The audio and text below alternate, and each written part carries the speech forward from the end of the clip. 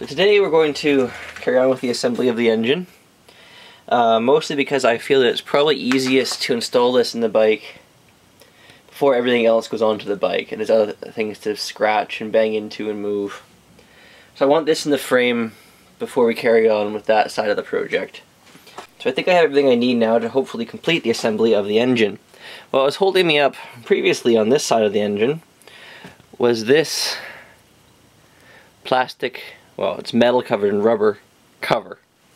It covers this guy here, which is one of the shafts from the transmission. It has a rubber plug in it, but for some reason, to seal it, they use this rubber plug. I really don't understand why this is accessible from the outside of the engine, unless it must just be a manufacturing leftover, or why they didn't just use a sealed bearing and negate the need for this.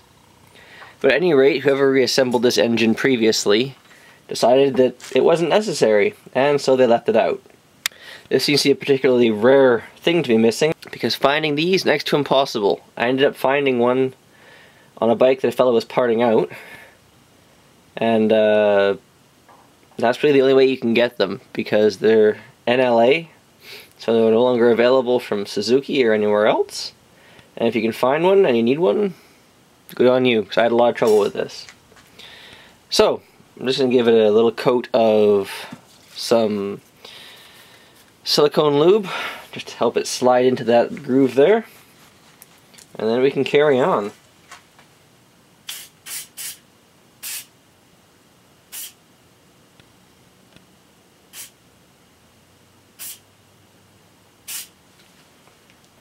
There we go. Should just slide right in here. Just like that.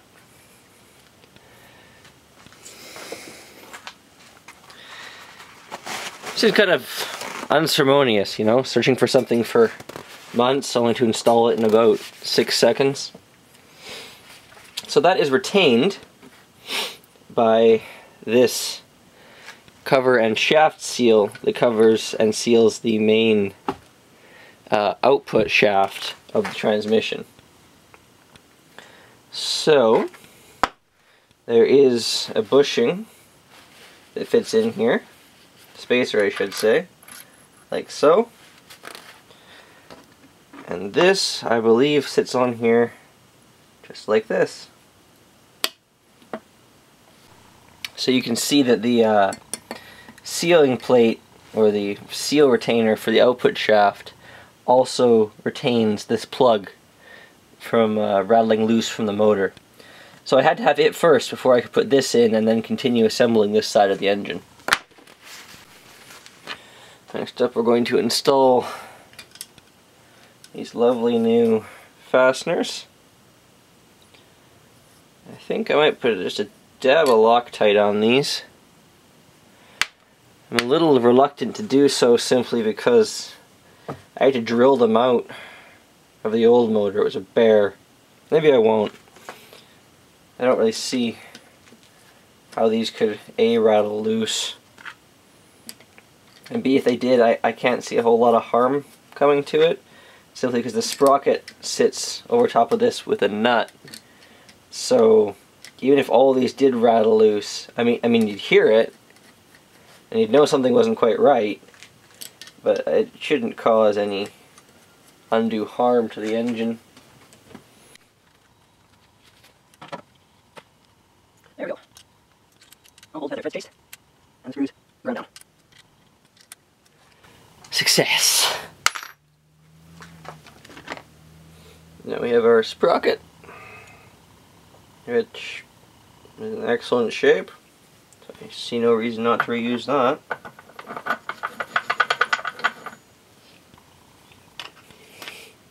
Followed by our nut.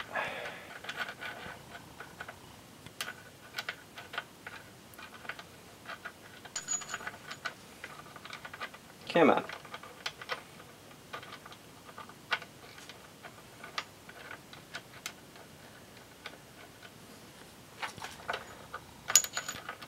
Why won't you start? Is there a bad thread? That looks okay. Nut looks fine. Just seems to be playing hard to get.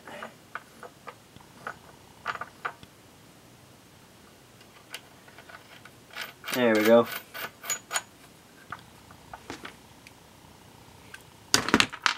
Does of course work better if you put your lock washer on first.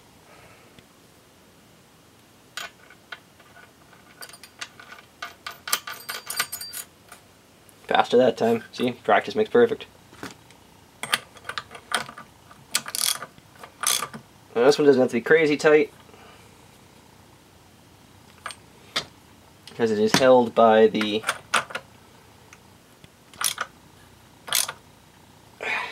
washer in place.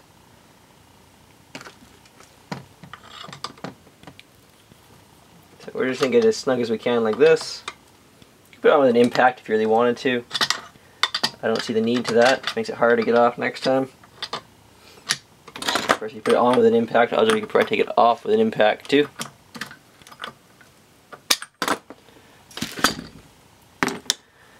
I'm fine with that.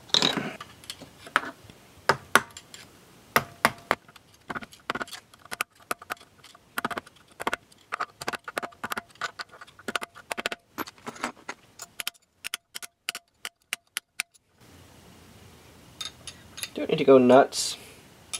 2 sides is probably plenty. You could fold every side, but it's not really necessary. I mean, really, 1 side should more than hold it.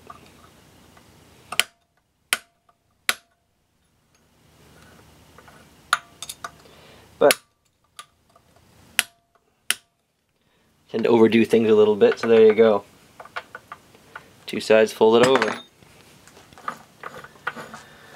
One more thing off the list.